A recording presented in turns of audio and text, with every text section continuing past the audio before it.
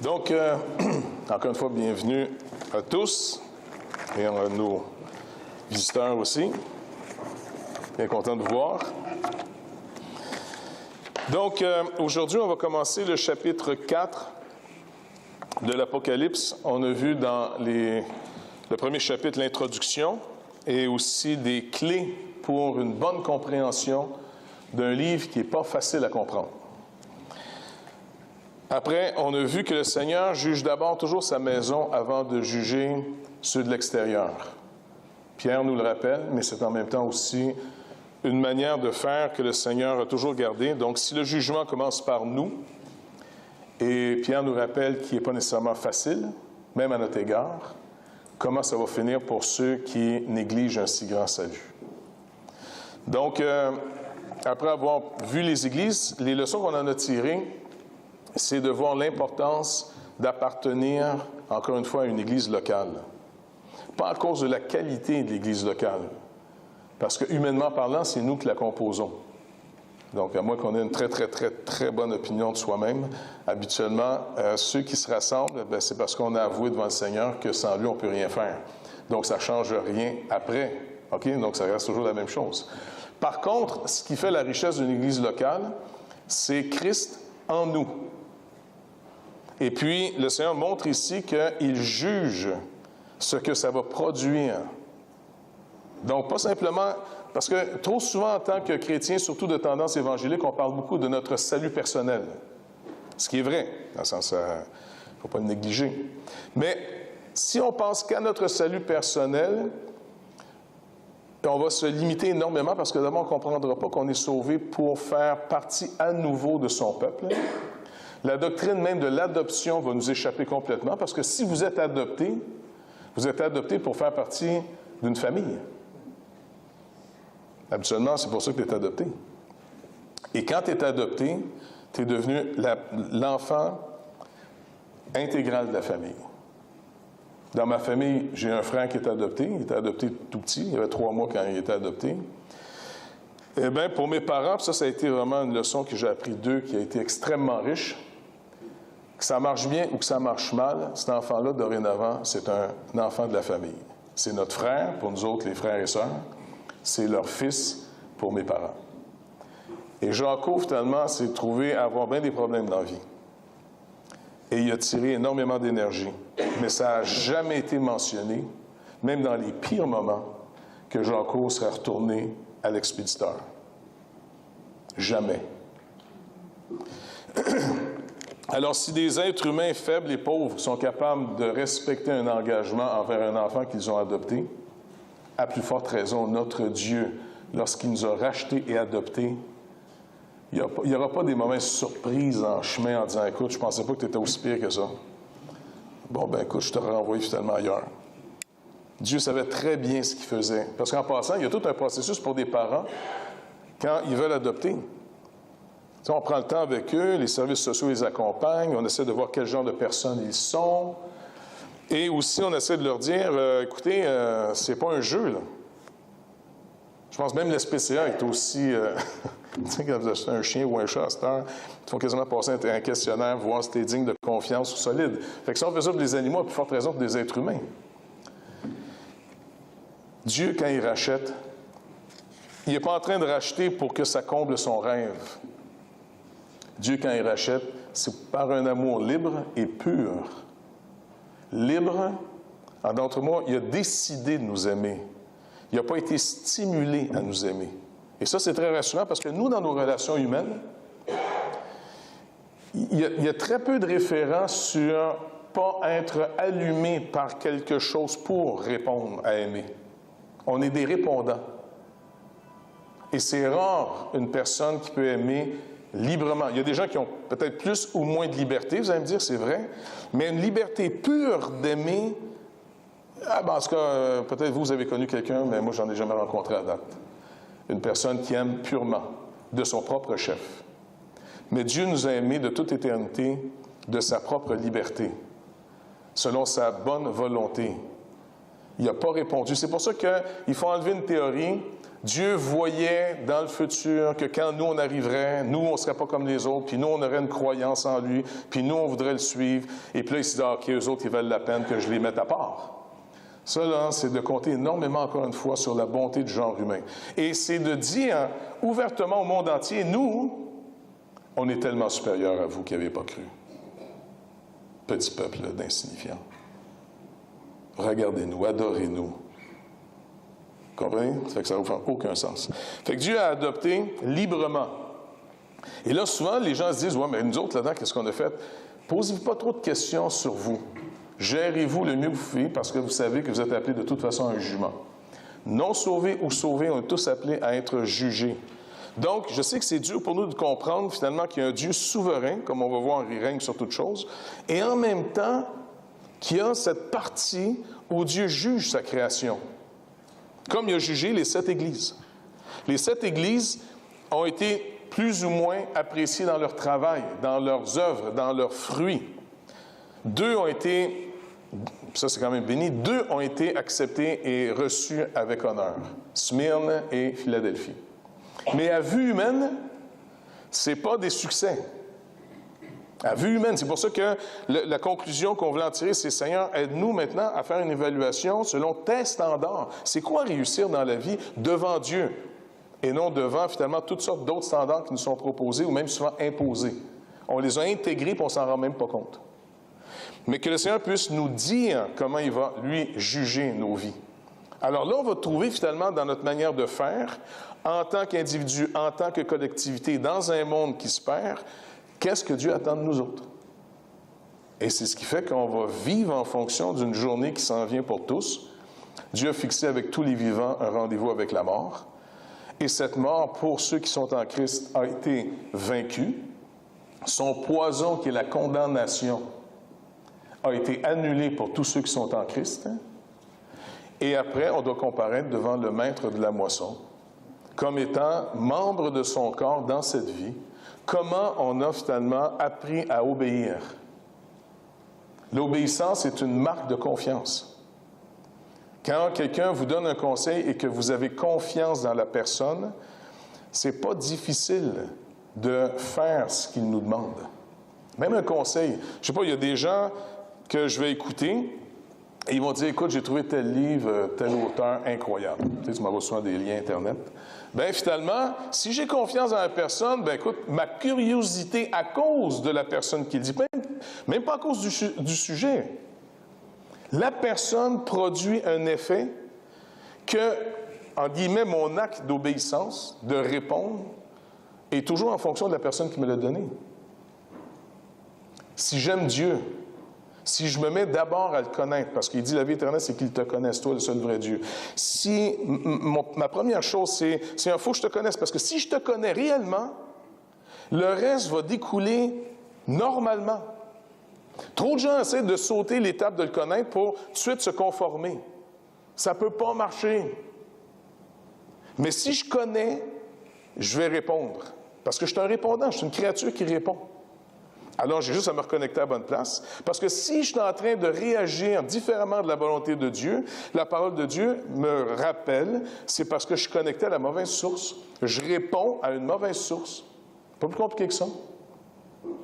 J'ai eu peur. Je me suis caché, car j'étais nu. Qui t'a appris que tu es nu? Qui? Donc, vous voyez, si vous demandez au Seigneur, comme on a lu le premier commandement, d'aimer Dieu, pour l'aimer, il faut le connaître. Et le connaître, c'est de l'aimer. Dites-vous une chose, si vous aimez Dieu, c'est que vous connaissez ce qu'il révèle de lui. Si vous n'aimez pas Dieu, c'est que vous ne connaissez pas Dieu comme il est. Même pire, vous le connaissez mal. Alors, inévitablement, vous avez l'appréciation qu'on vous en a donnée. Donc, retrouvez encore une fois la source, on répond et l'obéissance devient simple. C'est tellement vrai que je me rappelle, je l'ai compté souvent ce soir-là, mais à vaut ce qu'à vaut. Il y avait un gars dans notre église il y a plusieurs années. Je ne sais pas comment vous le décrire, là.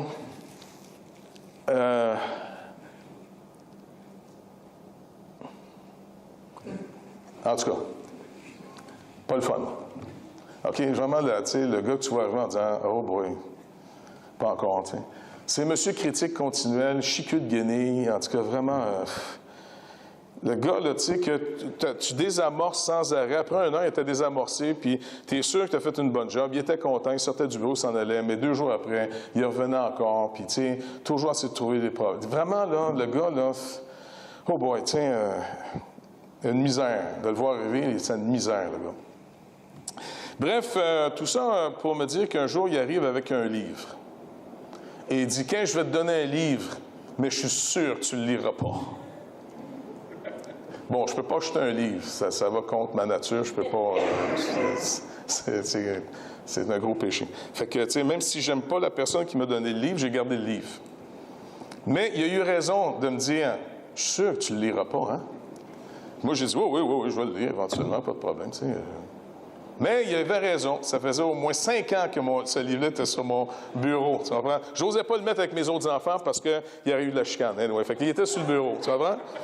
Et puis, 5 ans plus tard, j'étais à une convention, un rassemblement finalement qu'il y avait à Baltimore à l'époque.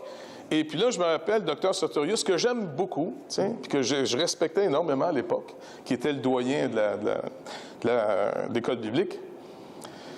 Il y avait le livre à la table de livres, OK? Le livre était là, tu sais. Puis quand j'ai passé, j'ai dit, ah, tu sais. Puis là, quand finalement Sartorius arrive, puis on commence à parler ensemble, et puis... je dis, tu connais-tu cet auteur-là? Ah, il dit, oui. Génial. Ça, là, c'est un de ses meilleurs ouvrages. Très, très bon, très bon. Sérieux? Le livre a été racheté sans que j'aille à le payer. Il était chez nous. Mais il a retrouvé une deuxième vie. Juste parce que Ken me dit qu'il était très bon. Et c'est vrai, je me suis mêlé. Et c'est vrai qu'il était très bon, le livre. Mais c'est à ce point-là qu'on est affectif.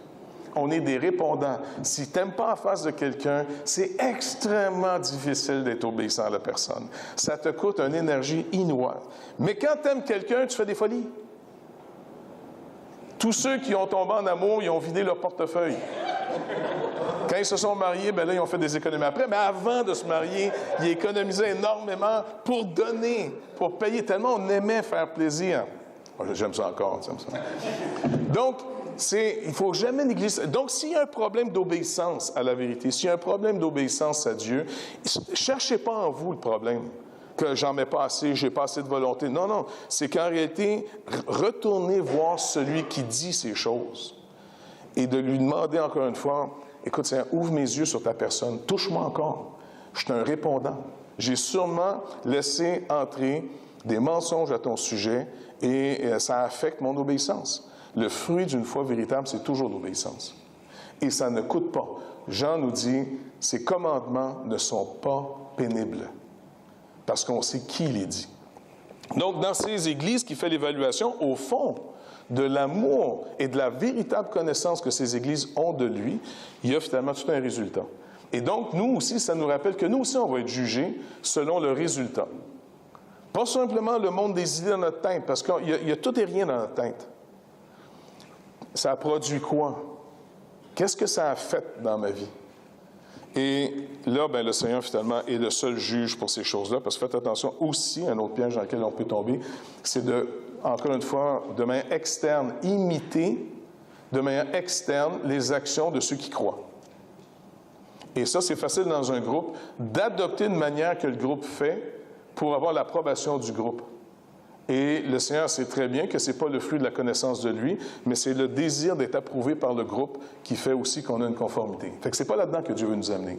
Il veut vraiment nous amener, comme Paul nous dit dans Romains 12, un renouvellement de l'intelligence. Il y a un renouvellement interne. Sa parole s'illumine en nous. Il nous parle et la chose devient en nous. C'est des paroles de vie. Et ça va aller à l'encontre finalement de ce qui est mort en nous face à lui. OK? Et ces paroles de vie que son esprit illumine dans notre entendement, ce qui renouvelle notre perception des choses, notre valeur des choses, tout est affecté par ça. Eh bien, le Seigneur sait très bien que c'est lui seul qui peut le produire.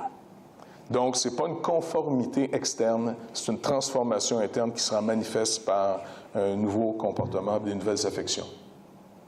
Marchez selon l'Esprit, il dit, et vous n'accomplirez pas les désirs de la chair. Donc, il n'est pas dit arrêtez de marcher selon la chair, et puis si vous êtes assez gentil, peut-être le Saint-Esprit va venir, puis il va produire quelque chose. Il dit, c'est le contraire. Marchez avec lui. Cherchez-le. Et ça va produire des désirs contraires à ceux qui sont en train de nous détruire souvent.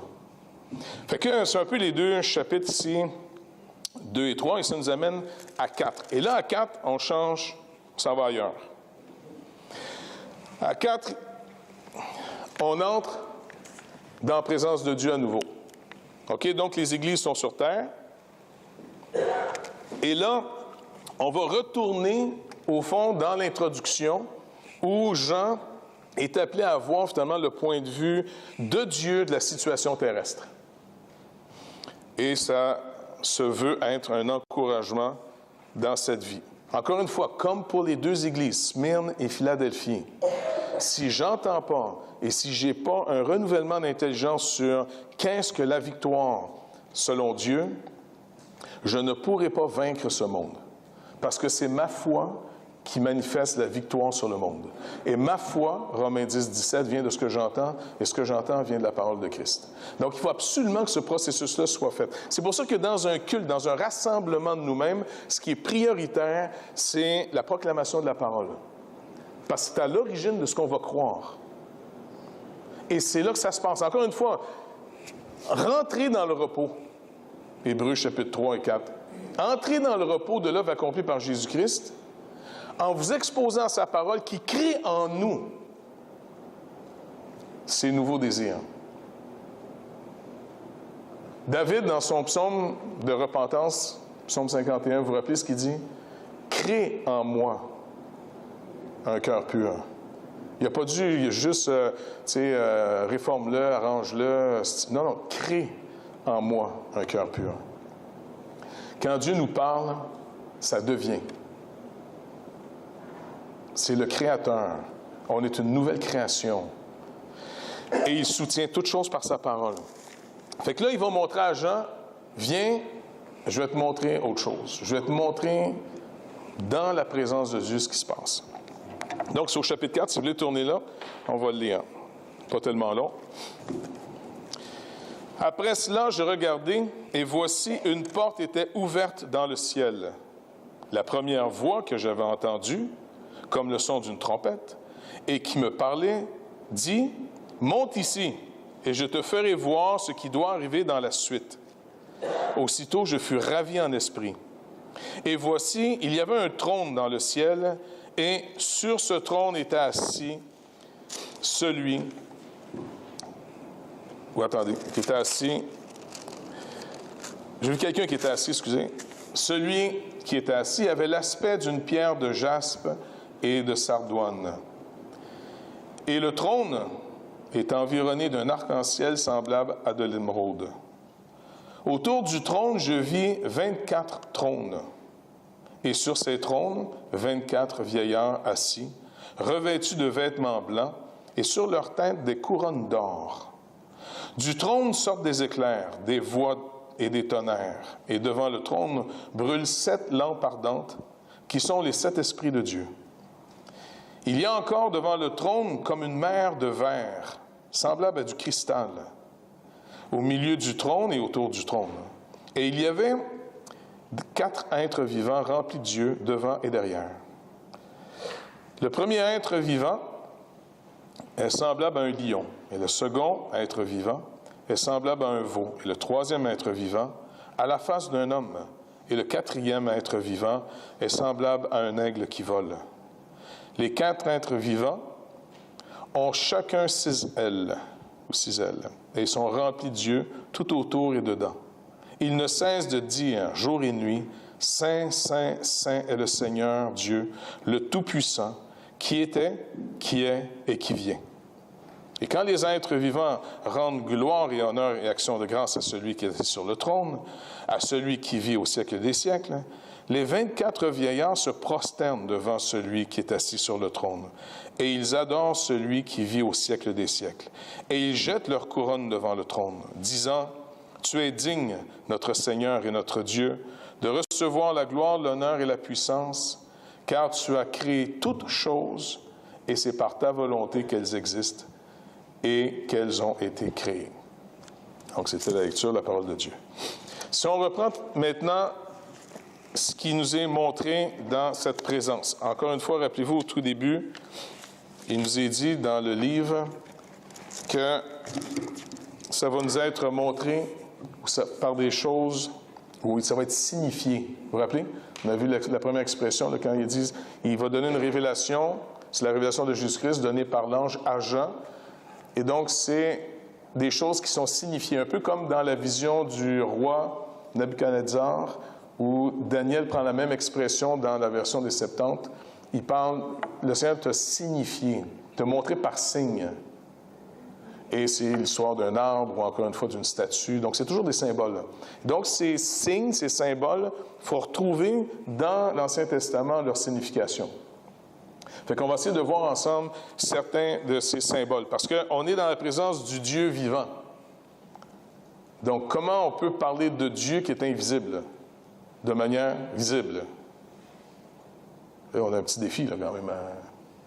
Et donc, c'est pour ça qu'on va parler ici, dans ce genre apocalyptique, par des symboles, qui sont aussi sur terre, des choses... Parce que Dieu parle l'humain, si on peut dire. Il doit s'exprimer, s'il veut nous parler à nous, dans un langage que nous, on peut comprendre. Tu as dit que tu es resté en Italie, il a fallu que tu apprennes l'italien, vrai? Sinon, ils ont beau te parler, si tu ne comprends pas, ils ont beau te dire les plus belles vérités du monde. Surtout, il s'est marié en plus avec une Italienne, il fallait vraiment qu'il comprenne. Pour que ça soit clair. Donc, si Dieu veut nous parler, c'est toujours, au fond, le plus grand qui parle vers le plus petit. Il faut que ce soit quelqu'un qui est capable de s'adresser à celui qui n'a pas accès à sa langue. Et donc, Dieu parle d'humain. Et il doit parler aussi de manière à ce qu'il parle à des créatures qui, on pourrait quasiment dire, nous a rendus prisonniers du temps. Mais en plus, il nous a donné, comme on l'a déjà vu, il nous a donné la faculté, différemment des autres créatures sur Terre, de pouvoir se projeter dans le futur, de retourner dans le passé et de redéfinir notre présent continuellement.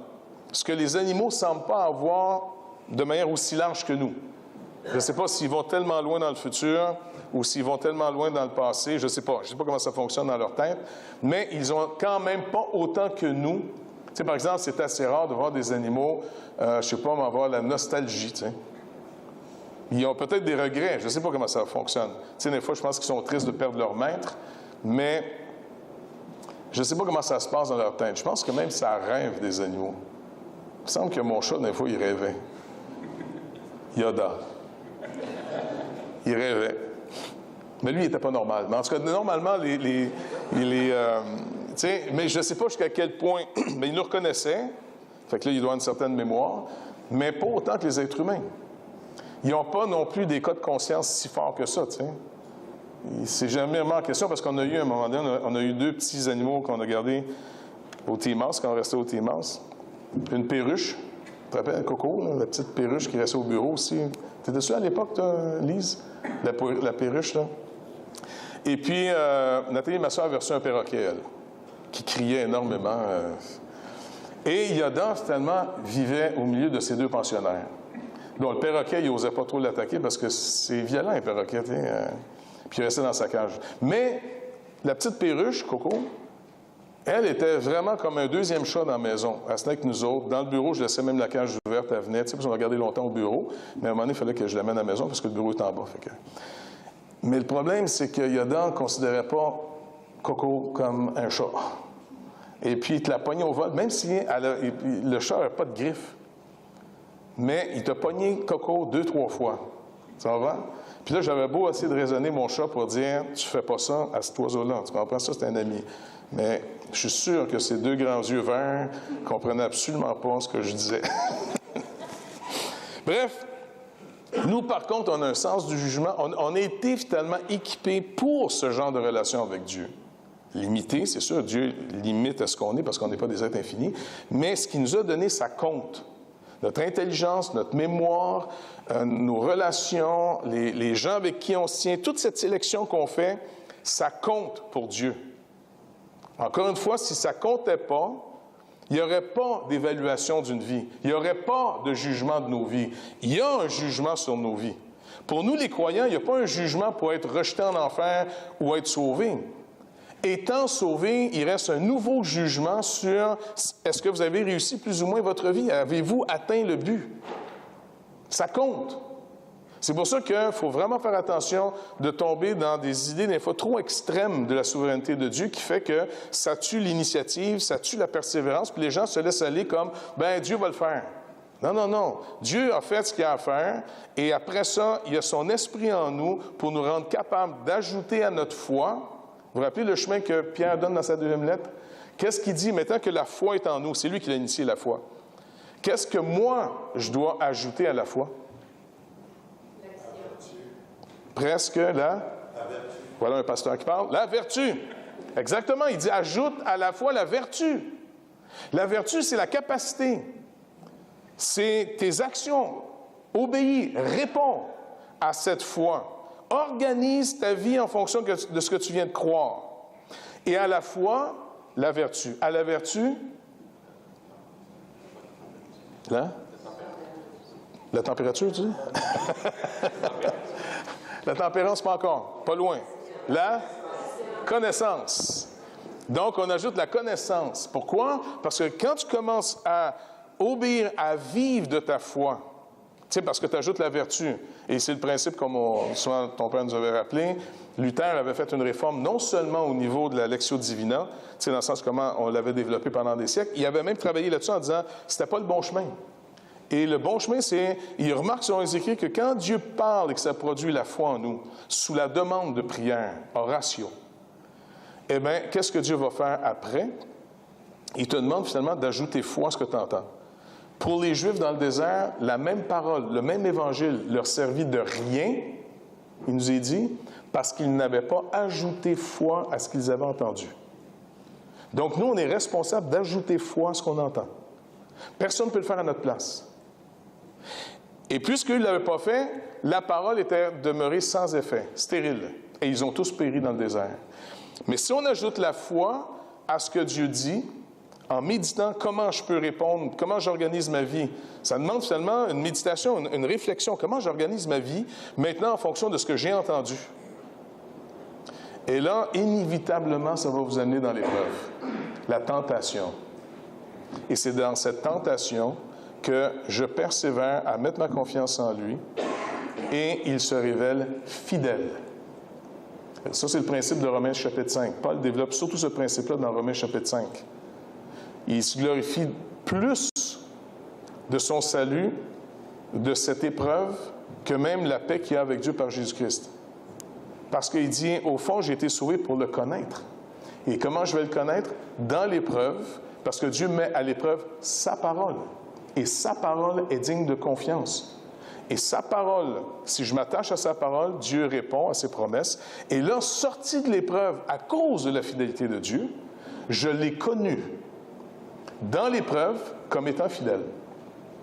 Donc, non seulement j'ai la foi qui est de recevoir ce que Dieu dit et j'y fais confiance, mais après l'épreuve, j'ai plus que la foi, j'ai la connaissance de Dieu. Or, nous avons cru et connu, Jean chapitre 6. Croire et connaître. Et qu'est-ce que la vie éternelle? Jean 17, 3, le connaître.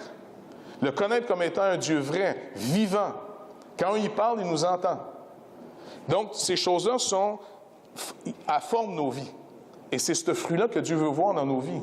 Et c'est ce témoignage qu'on laisse dans le monde. On laisse dans le monde un témoignage que malgré nos corps de mort, dans une condition extrêmement pauvre, Dieu peut quand même se rendre manifeste au travers de nos vies. Et ça, c'est quand même assez fantastique. Hein? Et ce qui est le plus béni dans tout ça, c'est que Dieu prend des branches mortes, nous autres. OK, en Adam, on est un arbre mort. Il coupe la branche morte en Adam, on pourrait dire. C'est juste une image très incomplète. Mais vous allez voir, ça va nous aider à comprendre un peu mieux. Et là, il nous greffe à Christ.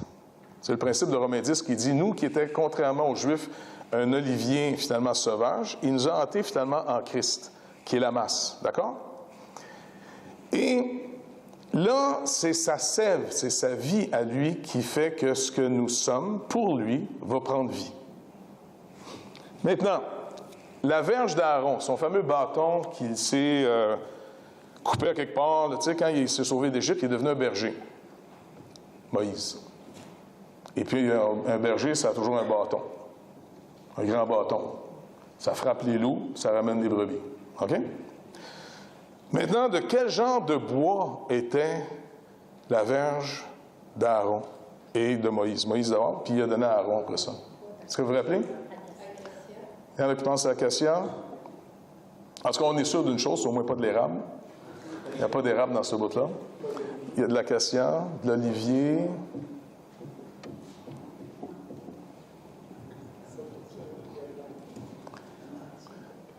Pardon? Amandier. Comment on le sait?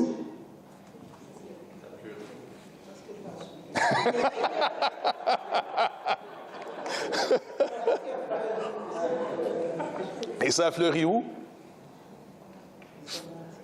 Dans le sens, comment on a su? Parce que c'est un bois mort. Aaron avait un bois mort. La verge d'Aaron, là, c'était un bout qui était coupé de l'arbre. Puis Moïse s'en est servi pendant bien des années. Quasiment 40 ans. Fait que, ça a le temps de sécher un peu, hein? Tu comprends? Et puis après ça, il l'a donné à son frère. Puis ils ont marché dans le désert pendant un bout avec. Fait que le bâton est très, très mort. Sec et mort, OK?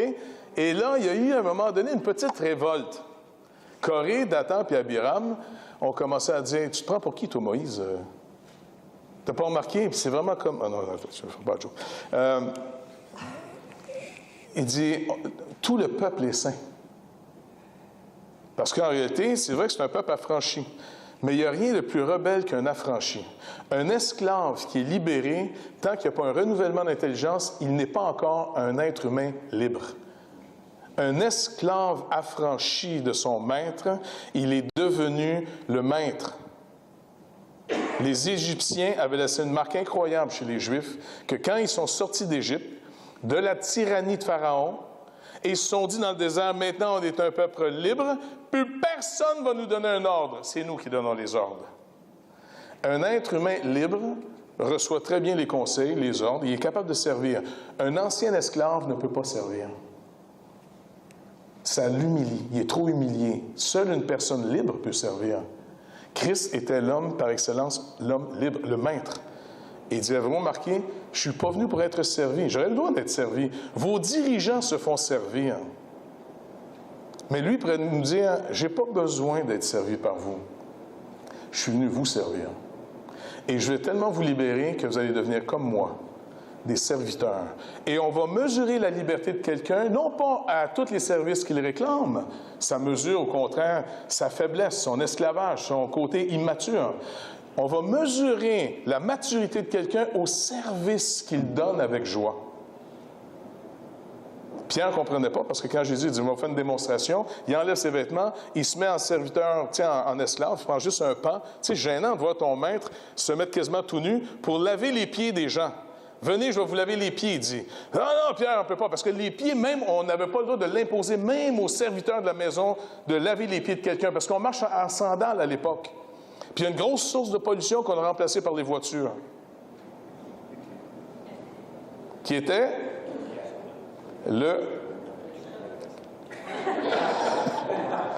la chasse d'animaux. Tu comprends-tu? Puis les ordures étaient jetées dans les rues. Puis tout le monde nettoyait ses maisons, jetait ça dans les rues. Fait que c'était pas nécessairement en sandales, tu sais, quand tu te promènes puis tu marches à côté de quelque chose, puis ça fait entre tes orteils, c'est désagréable. Tu sais, c'est tiède, c'est pas le fun. Et donc, à la fin de la journée, ça sèche. Et puis là, quand tu rentres dans une maison et tu es invité à manger, n'oubliez pas, tu n'es pas assis à la table. Même si tu étais assis à la table, ça aurait été quand même la moindre des choses de te laver les pieds. Mais on était souvent couchés sur des tapis. Fait qu'imagine, tu es couché sur le côté et puis l'autre est là, pas loin de tes pieds. C'est ce camembert que je cherchais. Ça va?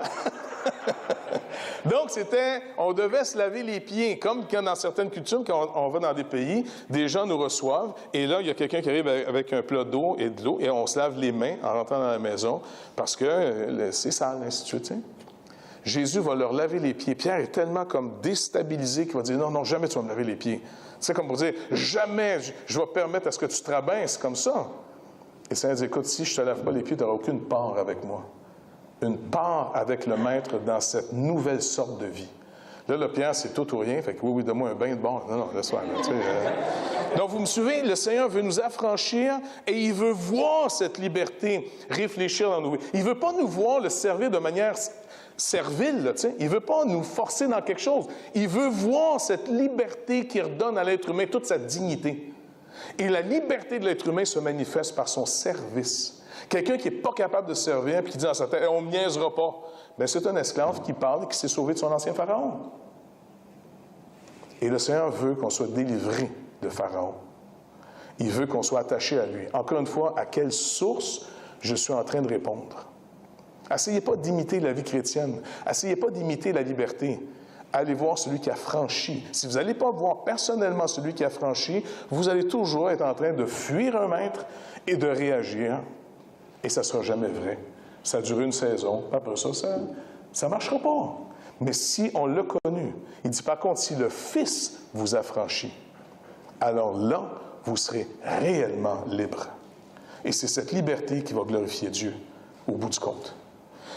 Donc, il dit, je vais te faire montrer dans ma présence, et je vais te montrer dans ma présence comment ça se passe. Et tout ça en langage et en image humainement absorbable. Et même là, ça va être un petit peu dur à absorber. On va y aller tranquillement. Donc, d'abord, il nous dit, après cela, je regardais, et voici une porte était ouverte dans le ciel. Une porte ouverte dans le ciel, c'est une manière de dire qu'elle est normalement fermée pour tout le monde. On n'a pas accès à ce lieu, la porte est fermée. Mais ici, pour Jean, exceptionnellement, du monde de ceux qui habitent la terre, il va entrer dans le lieu que vous ne pouvez entrer qu'une seule fois et puis jamais revenir ici. Paul est entré dans ce lieu, dans 2 Corinthiens chapitre 12, lorsqu'il parle qu'il ne sait pas si c'est dans ce corps ou hors de ce corps, qui était dans ce troisième ciel, et il a vu des choses qui sont indescriptibles. Il n'y a pas de mots pour les prononcer. Et là, Jean est invité pour, encore une fois, écrire un livre qui va servir à bénir, encourager notre pèlerinage sur terre, et qui est adressé à cette Église qui vont vivre ces situations. OK? Mais nous aussi, on doit vraiment réaliser que ce livre-là, c'est bon, on peut le Satan, c'est pas grave. Okay. Voilà quelqu'un de libre. Merci beaucoup. Donc, il va nous dire, je vais te faire une description, mais tu dois trouver les choses qui, dans l'Ancienne Alliance, sous les prophètes, ont été mentionnées. Et quand on arrive là, peu ont entré dans cette présence. On en a peut-être 2 dans l'Ancien Testament. Un des plus connus, il y a eu une visitation, dans le sens qu'il a vu la gloire de Dieu, c'était Ésaïe, au chapitre 6. Quand Ésaïe a cette vision de la gloire de Dieu, le temple de Dieu, il décrit ça d'une manière absolument incroyable. Et il est sûr qu'il va mourir. À cause qu'il a vu, en tout cas, une manifestation de Dieu. Parce qu'il dit, nul n'a jamais vu Dieu. Personne n'a jamais vu Dieu. Pourtant, lui, il a vu une manifestation, une représentation de ce Dieu saint sur le trône. Et c'est la même chose ici pour Jean. Ce n'est pas Dieu lui-même qui le voit. C'est pour ça qu'il va avoir une expression spéciale. Il dit, voici, il y avait un trône. Donc, trône, ça représente chez les humains celui qui a le pouvoir, le roi, ainsi de suite. Et voici, il y avait un trône dans le ciel, et sur ce trône, quelqu'un était assis. Il appelle Dieu quelqu'un. Quelqu'un était assis. Et celui qui était assis avait l'aspect d'une pierre de jaspe et de sardoine. Donc, il décrit la manifestation de ce quelqu'un. On sait que c'est Dieu, mais c'est une manifestation, parce que personne ne peut voir Dieu et vivre. Maintenant, il est décrit par l'aspect d'une pierre de jaspe et de sardoise. Ça a l'air de quoi, ça? Du jaspe et de la sardoise. Parce que s'il dit ça a l'aspect, il faudrait retrouver des pierres. On en ramasse en Gaspésie, non? Du jaspe au moins. Pas des sardoises, mais du jaspe. Il y en a en Gaspésie, il y en a chez nous aussi à cette heure. Donc, ça a l'air de quoi? C'est quelle couleur? Non. Il y en a des fois des vertes, c'est vrai. Il peut y avoir, mais de manière générale. Ça serait plus la sardoise qui est transparente, l'autre est plus opaque. Un peu le jaspe, c'est un peu plus opaque. C'est rouge. Rouge et orangé. Donc, couleur chaude. OK? Donc, genre rouge, rouille et un peu vers la tendance comme rouge vers l'orange, un peu dans ces couleurs-là. Donc, il y a la couleur, on pourrait quasiment dire la couleur d'une braise forte, là, tu sais. OK? Donc ça, c'est son aspect. Et après, il est dit, « Et le trône est environné d'un arc-en-ciel semblable à de l'émeraude. » Là, de l'émeraude, c'est vert. Donc, vous avez évidemment cette image qui est déjà donnée. Dans ce lieu, encore une fois, que Ézéchiel aussi a vu, il décrit ça avec un peu plus de détails, mais plus il y a du détail dans les explications, plus ça devient compliqué. Dans Ézéchiel, quand il t'explique comment il voit la place, tu as l'impression d'être dans un film de Star Wars. Tu sais, il y a des soucoupes volantes là-dedans, il y a toutes sortes de choses. C'est vraiment très difficile à comprendre. Mais ça vaut l'étude pour aller chercher les illustrations, parce qu'oubliez pas, c'est des illustrations qui sont décrites dans la Bible à quelque part, pour notre interprétation. C'est toujours une question, comment je comprends ces choses? Ça veut dire quoi? Par exemple, les couleurs de ces pierres veut dire quoi? Tiens. Et là, il dit, autour de ce trône, il y a 24 autres trônes. Et sur ces trônes, 24 vieillards assis, revêtus de vêtements blancs et sur leur tête des couronnes d'or. Donc, on va essayer de comprendre. Trône, encore une fois, ils ont l'autorité. Ils sont des régnants avec celui qui règne au-dessus de toutes choses. Mais ils sont d'un autre ordre. Ils sont d'un ordre plus de la création. Et là, il y en a 24. Et là, croyez-moi, chaque commentateur a son explication sur les 24 vieillards. Il y en a pas mal. Certains vont dire que ça peut être 12 anges qui, finalement, ont la garde un peu comme sur les pays dans Daniel. Tu sais, dans Daniel, par exemple, au-dessus d'Israël, celui qui est le protecteur d'Israël, c'est un archange. Vous connaissez son nom? Michel. Et Michel, en hébreu, ça veut dire celui qui est comme Dieu. Mais celui qui est comme Dieu, point d'interrogation. Parce que le « mi », ça souligne une question. C'est pour ça que les témoins de Jéhovah ont fait une erreur en disant que Jésus, c'était, je pense que c'est les témoins de Jéhovah ou les Mormons, témoins de Jéhovah, je pense, qui parlent de Jésus comme étant celui qui est comme Dieu, en prenant l'expression de Michael. Mais le problème, c'est qu'ils ont fait une grosse faute, parce que le « mi », c'est un questionnement. C'est pas celui qui est comme Dieu. Mais en d'autres mots, ça serait plus mieux traduit « qui est comme Dieu ?» point d'interrogation. Personne. Personne n'est comme lui. C'est le nom de cet ange. Qui est comme Dieu? Point d'interrogation. Souligné, personne. Rien n'est comparable à lui. Mais on se rappelle que dans Daniel, il est expliqué finalement à Daniel que cet ange, cet archange, est le protecteur de la destinée du peuple d'Israël. De la même manière que les Perses en avaient une autre souveraineté, un autre prince, un autre ange. Javan, ou les Grecs, en avaient aussi un autre. Et on était encore une fois énormément sous l'influence de ces autorités célestes. Et qu'ils avaient beaucoup plus d'influence sur un pays qu'on peut penser. Mais dans nos traditions, nous, on est très physique, très matérialiste. Ça arrête à la matière. Et on a l'impression qu'après la matière, il n'y a plus rien qui existe, il n'y a plus d'autres influences. La Bible nous dit non, il y a d'autres influences qui agissent. Et pourquoi nous, l'Église, on est déterminant, mais on perd de vue facilement notre rôle? Parce que finalement, on oublie qu'on est en Jésus-Christ. On est en lui, comme il est marqué dans l'Épître aux Éphésiens. Et étant en lui, on est assis sur le trône de Christ, sur le trône même de Dieu. Et il nous a donné finalement un exercice à faire pour notre pouvoir. Parce que si vous avez un trône, si vous avez du pouvoir, c'est pour faire quelque chose avec ce pouvoir, pas vrai? Si on vous donne de l'autorité, par exemple, on a une nouvelle mairesse à Montréal qu'il faut garder en prière, car elle est, elle aussi, maintenant, une nouvelle... les autorités, au fond, la convoitent. Comme pour notre premier ministre du Canada, il est convoité pour continuer à détruire le pays. J'ai reçu le lien, justement, que le gouvernement Trudeau, c'est un site assez sérieux quand même, parce que je reçois leur lettre de nouvelles aussi. Là. Ils sont liés avec IFC, tout ça. Eh bien, le premier ministre du Canada a déclaré qu'il accorderait de la part du Canada aucune subvention à tout organisme qui engage des jeunes, des étudiants de travail d'été, à moins qu'ils disent ouvertement qu'ils sont pour l'avortement et pour le transgenre. Ceux qui n'adhèrent pas à ces deux philosophies ne recevront aucune subvention du gouvernement. Donc, quand on dit qu'il faut intercéder auprès des autorités célestes, auprès du Seigneur, qui, lui, tient le cœur du roi dans ses mains, comme un courant d'eau, peut le faire aller d'un côté ou de l'autre. Il nous a donné, comme Paul nous le dit à Timothée, entre autres, avant toute chose, fais des supplications, des prières pour tous les hommes, principalement ceux qui sont élevés en dignité, parce que c'est eux qui ont de l'influence sur le restant de la masse. Et si on n'intercède pas pour les lieux clairs où ce que le Seigneur nous a dit, c'est qu'encore une fois, nous ne croyons pas ce qu'il nous a dit. Et nous sommes encore une fois en train de répondre à un autre idole que Jésus-Christ qui nous parle. L'autre idole s'appelle le matérialisme. Il n'y a plus rien en dehors de la matière.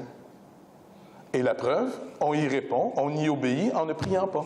Parce que prier, c'est de croire que le Seigneur écoute ce qu'on lui dit et qu'il a le dernier mot sur une situation.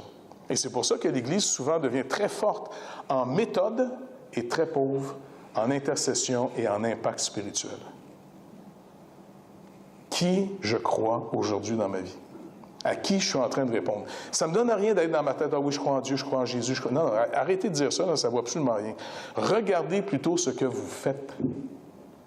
Et essayez de prendre toutes les actions que vous faites, ce que vous dites à des gens, ce que vous vous disiez à vous aussi, là. Et là, après ça, essayez de remonter à la chaîne jusqu'à l'origine. Ça vient de la parole de Dieu, ça vient de Christ ou ça vient d'une autre source? On est des répondants. Ne donne rien d'essayer de changer. Perdez plus votre temps d'essayer de changer. Trouvez à quoi vous êtes en train de répondre. Et après ça, entrez en vous-même et cherchez qui vous servez. Et ça peut être une prière faite au Seigneur. Écoute, Seigneur, tu es venu faire la lumière dans ma vie. Pour me délivrer, comme tu le dis, Paul l'a écrit aux Thessaloniciens en disant, vous vous êtes détournés de vos idoles pour vous tourner vers le Dieu vivant et vrai. Me tournant vers le Dieu vivant, je vais trouver la liberté de mes idoles qui me produisent aujourd'hui un comportement qui n'est pas digne du Seigneur.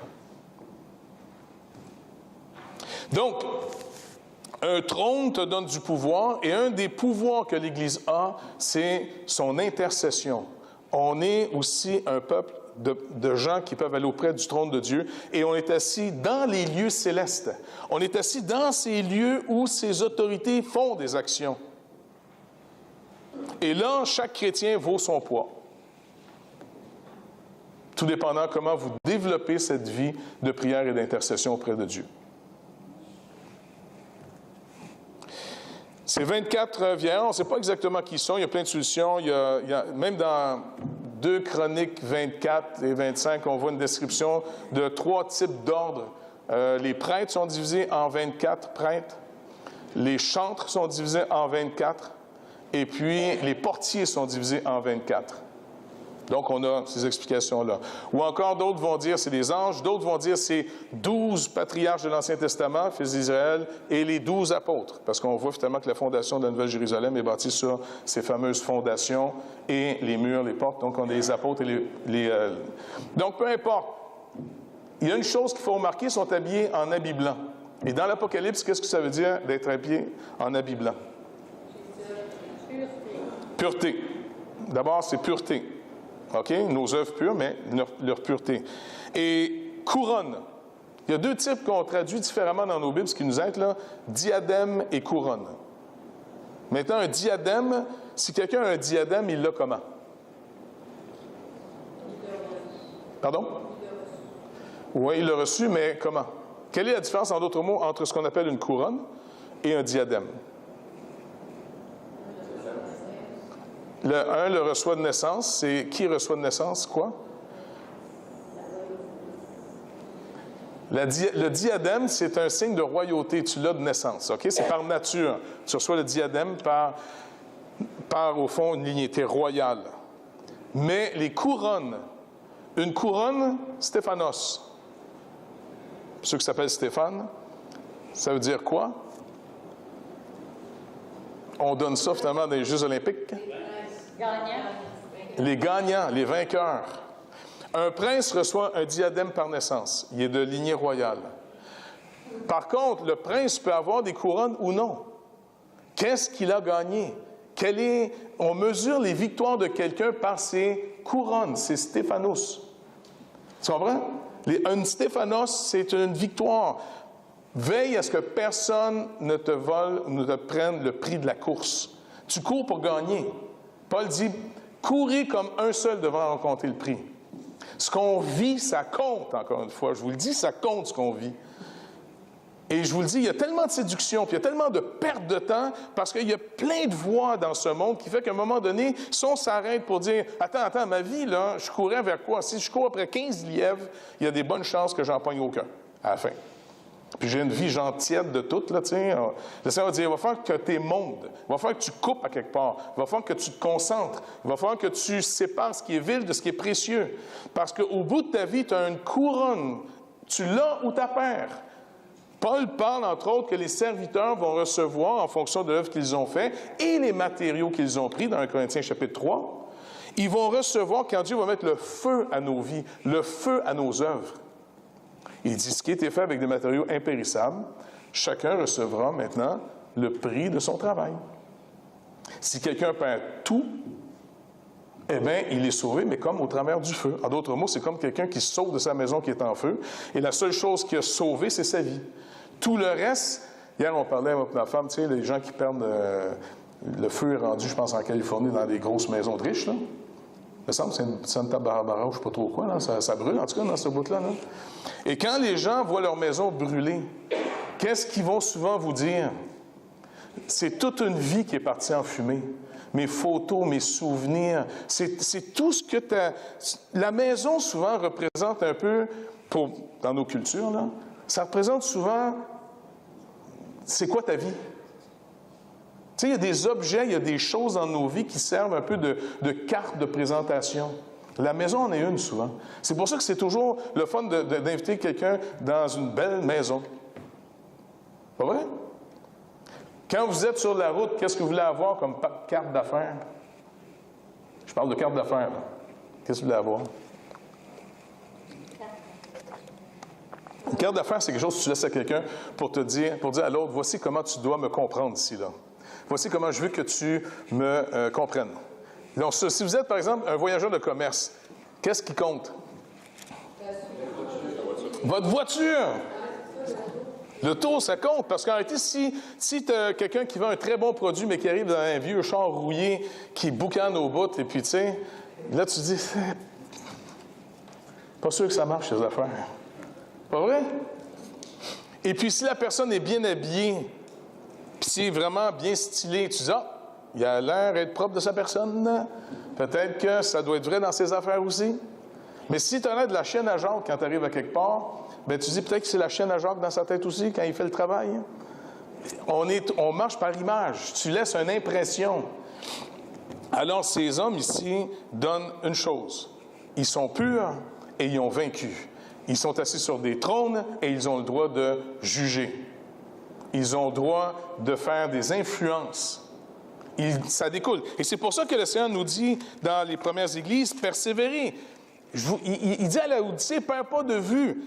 Ceux qui persévèrent, qui vont mettre leur vie en règle, qui vont répondre à ce que je vous dis, ils vont devenir des vainqueurs comme moi-même. Jésus dit, moi-même j'ai vaincu. Là, il n'a pas vaincu en tant que Dieu. En tant que Dieu, il a toujours été vainqueur. Il n'a pas besoin de vaincre, il est le seul qui gagne tout le temps. Je veux dire, il a juste à dire quelque chose, ça arrive. Mais il est vainqueur en tant qu'être humain. Là, on fête Noël, la nativité. Dieu s'est fait homme. Et en tant qu'être humain, limité en être humain, dépendant de Dieu comme il nous avait créés, il nous a montré qu'il ne nous avait pas mis un piège en nous créant comme il nous a créés. Parce qu'il est venu dans des conditions pires que les nôtres. Nous, il nous avait placés dans un jardin. Et on a tout foiré.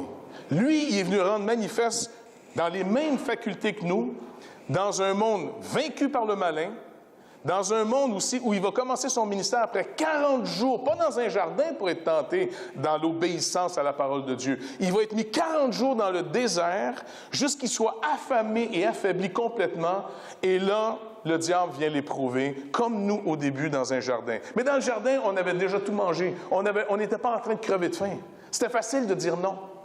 Lui, affamé, affaibli au maximum, il a vaincu le malin en croyant, car il est écrit.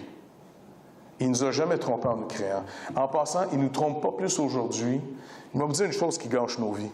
Tant que vous allez entretenir un complexe de victime dans votre tête, vous êtes en train de dire, c'est pas de ma faute. Je suis dans un piège. Il faut arrêter d'être des victimes. On n'est pas des victimes. On a tout pour être appelé plus que vainqueur. Pas en nous-mêmes. Je n'ai pas besoin de regarder en moi ce que j'ai tout ce qu'il faut. On a juste besoin de retrouver, un, le Seigneur, deux, qu'est-ce qu'il nous a demandé, qu'est-ce que je suis en lui. Car c'est lui qui nous donne la vie de sa volonté. C'est lui qui nous donne la capacité de faire ce qu'il veut. Dieu produit en nous le vouloir et le faire. Alors, je n'ai pas de raison d'échouer. J'en ai pas. Alors, toutes les fois que je vais échouer, j'ai le choix de soit aller me réfugier dans mon côté victime, il y a une idole encore en arrière de ça. Ou je m'en viens devant la croix de Christ en disant, j'ai échoué. Je t'ai pas cru. J'ai cru mon incrédulité à ton sujet. Je te demande pardon. Et je crois dans ce pardon. Donc, je ne deviendrai même pas victime de brailler sur mon sort pendant 15 ans quand j'ai demandé pardon à quelqu'un. Il va falloir que j'y croie que ce pardon m'a été accordé par Jésus-Christ. Et que je me relève et que je continue. Je n'ai pas d'autre option. Tu vas rester à terre, broyer combien de temps? Lève-toi et marche. On continue. Il n'y a pas d'autre option. Et c'est pour ça, finalement, qu'il dit, regarde, Jean, je vais te montrer où vous habitez. Puis on va continuer la description la semaine prochaine, Dieu voulant, pour voir qu'il y a vraiment des éléments là-dedans pour montrer que le Seigneur règne sur toutes choses et bien plus sur nos ennemis qu'on peut penser. Donc, si on a juste à résumer aujourd'hui, des trônes, des habits, des couronnes, ce n'est pas des diadèmes, c'est des stéphanos. C'est des couronnes de victoire. C'est de la victoire. Ça nous parle persévérer. Et là, il faut comprendre les normes dans lesquelles il faut persévérer. Smyrne et Philadelphie représentent la victoire. Laodicée, c'est l'échec total. Sardes, c'est l'échec total. En apparence, tout va bien, mais ils sont en train d'échouer complètement. Et donc, il faut qu'on se demande au Seigneur, dis-nous, c'est quoi tes standards? Parle-nous, Seigneur Dieu. On ne veut pas passer à côté. On ne veut pas passer à côté parce qu'on n'aura plus jamais une autre occasion dans toute notre éternité de marcher avec toi. Par un coup que la mort est venue, on est rentré à la maison et c'est fini. Et tu n'en auras pas plus. Là. C'est ici et maintenant que ça compte. Énormément. Quand on pense que ça ne vaut pas grand-chose. Que le Seigneur nous vienne en aide. Amen.